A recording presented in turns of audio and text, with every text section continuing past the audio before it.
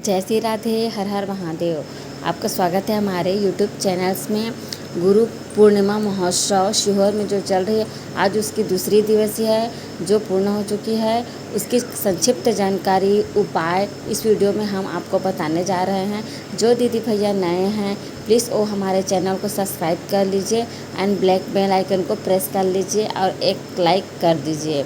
चलते हैं कथा की ओर। गुरुदेव ने बताया है गुरु की महिमा के बारे में, क्योंकि यह रखा भी गया है गुरु पूर्णिमा महोत्सव। इस कारण से गुरु किस प्रकार होना चाहिए, शिक्षक किस प्रकार होना चाहिए और शिष्य किस प्रकार होना चाहिए, उसकी जानकारी देते हुए अपनी कथा की ओर प्रसंग में बताया है। गुरु जी ने आज की कथा में कहा, गुरु जो होता है वह मंत्र के गुरु मंत्र के साथ साथ और जो दो चीज़ देता है, एक तो धैर्य रखना देता है और दूसरे है विषम परिस्थितियों से लड़ना। विषम परिस्थितियों का लड़ने का तात्पर्य यह है कि आपकी स्थिति जैसे कोई भी हो स्थिति परिस्थिति, उस परिस्थिति में आपको अडिग खड़ा रहना है, धैर्य बनाए रखना है और एक अच्छे समय आने का इंतज़ार करना है। विषम परिस्थिति को निखरते हुए बनाने का प्रयास करता है एक गुरु। गुरुजी ने अगली जानकारी देते हुए कहा है कि यदि आपको किसी को मन से गुरु मानते हो और वो उसके पास आप नहीं पहुंच पाते हो तो कोई दिक्कत नहीं है। आप उसको मन से गुरु मान लो और जो वह मंत्र बताता है उस मंत्र का आप उच्चारण करो, उन तरंगों के माध्यम से वह भी आपका गुरु बन जाता है। सुधा जी का पत्र आया जिसमें लिखा था कि मेरे एक दोस्त को कैंसर है।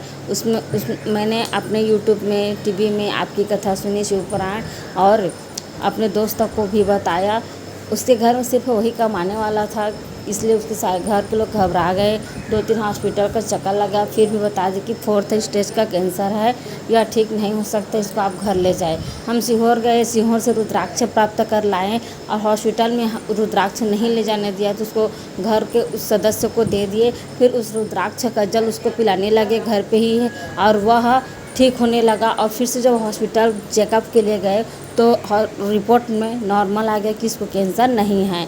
उसी का आभार व्यक्त कथा पंडाल में आए हैं और उसकी सारी रिपोर्ट इसमें लगी हुई है, आप लोग देख सकते हो।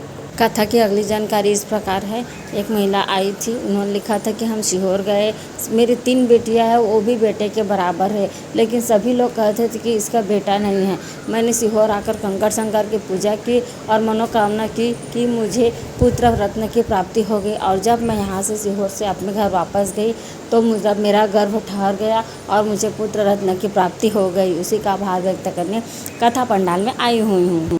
कथा में गुरुजी ने बताया कि 3 जुलाई को गुरु पूर्णिमा गुरु महोत्सव है, जिसमें आप प्रदीप मिश्रा जी के चरण को छू सकते हो, उसको अपना गुरु बना सकते हो।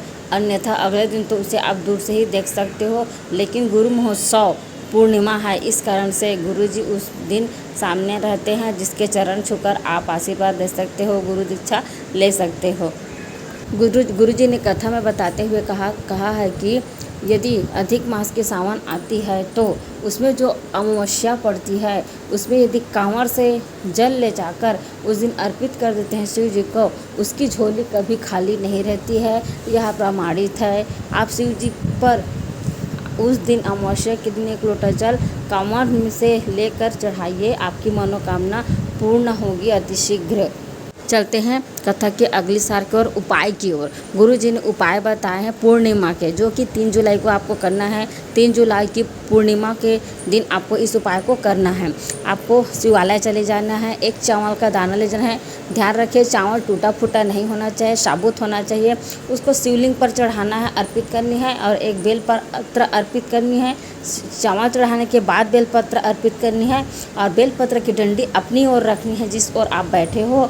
उसके बाद 1 लोटा जल चढ़ाना है शिव जी पर और अपनी मनोकामना को वहीं पर बोलना है। यह उपाय करते वक्त आपको चंद्रमौली शिव शंकर का नाम का स्मरण करते हुए 1 लोटा जल को शिव जी पर अर्पित करनी है।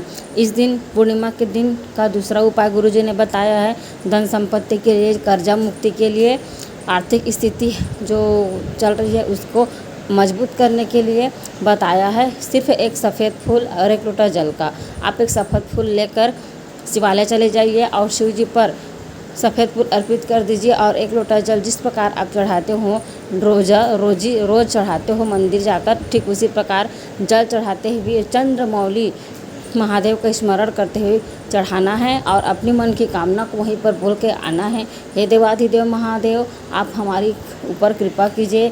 जो भी कर्जा है या फिर जो आर्थिक स्थिति है उसका स्मरण करते हुए आप महादेव को कहिए कि हमारी इस स्थिति को सुधारिए। हम आपके भरोसे आए हैं, आप पर भरोसा कर आए हैं, हमारे ऊपर कृपा कीजिए। देवाधिदेव महादेव आपके ऊपर ज़रूर कृपा करेगा, विश्वास करके इस उपाय को कीजिए। यदि हमारी वीडियो अच्छी लगी हो तो प्लीज़ एक लाइक ज़रूर कीजिए।